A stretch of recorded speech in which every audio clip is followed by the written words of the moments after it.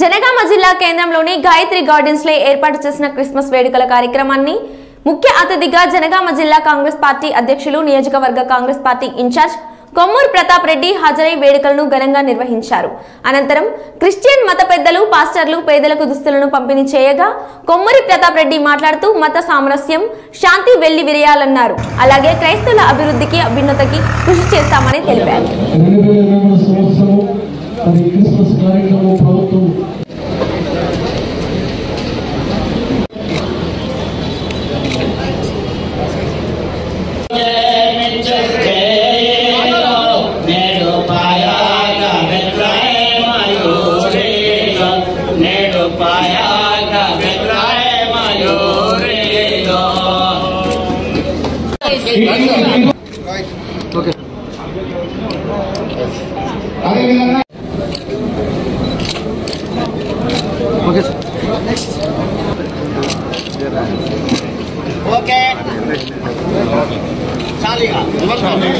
పట్టణంలో కాంగ్రెస్ ప్రభుత్వం చేపట్టిన క్రిస్మస్ సంబరాలు జరుపుకోవడం జరిగింది. ఈ నియోజకవర్గంలోని ప్రతి గ్రామంలో గల పాస్టర్స్ అందరూ కూడా ఈరోజు ఇక్కడ రావడం జరిగింది.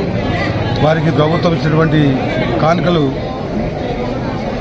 చాలా గొప్పగా భావించి ప్రతి పాస్టర్ కూడా ఎంతో సంతోషంగా ఉన్నారు. కాంగ్రెస్ ప్రభుత్వం, కాంగ్రెస్ పార్టీ ఎప్పుడు ఏ వాగ్దానం చేసినా, ఏ హామీ ఇచ్చినా అధికారం రాగానే తూచే తప్పకుండా అమలు చేసింది.